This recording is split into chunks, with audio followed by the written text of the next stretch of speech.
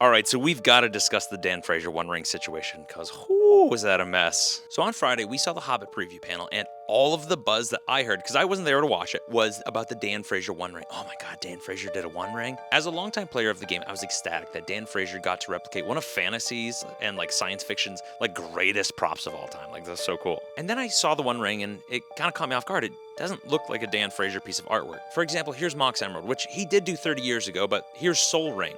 For example, this was 2022, and here's the One Ring, and you'll see that there's a notable change of styles, and that was strange to me. At the time, I just brushed it off, whatever, it's not weird for me to not like a piece of art. And then really shortly thereafter, we actually had eagle eye observers noticing, like, this looks very similar to the Marta Nail gift bundle One Ring. And then people got even craftier and just flipped the art, overlaid it, and noticed it was exactly the same, down to the same shadows on Dan Fraser's ring. And this level of plagiarism is frankly disgusting in a game that's so centered around its artwork.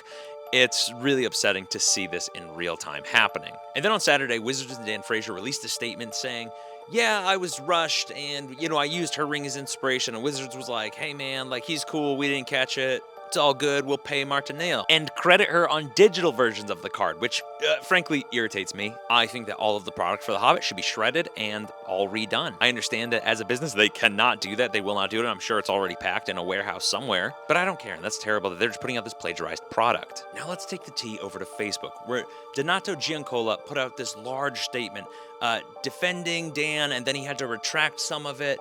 Yada yada. The saga is really interesting to read. Go on Facebook, go check out Donato's account, and it's very telling. However, this comment section really stuck out to me, where Mark Aronowitz essentially says that they didn't ever get to see the final version. After several changes requested, we never saw the final version. How utterly disappointing and frustrating that must feel, and now to have Dan's name on a digital swipe. I'm looking forward to returning from MagicCon and have Dan show me his final piece. I've not seen it. He got so frustrated with them making him change stuff. I saw some of the early attempts. Now, we don't really know what the early attempts were. We don't really know what this card might have been or should have been. What we do know is what it is not cool. This puts a really big smear on Dan Fraser's name as an artist, as a beloved artist for Magic for 30 years. I mean, the guy did all the Moxes. He's an incredible artist. Why is this the One Ring we got? I think that there's something else at play here, frankly. Now, I'm keeping a close eye on all of this because this is terribly fascinating to me. Be sure to follow along for any updates.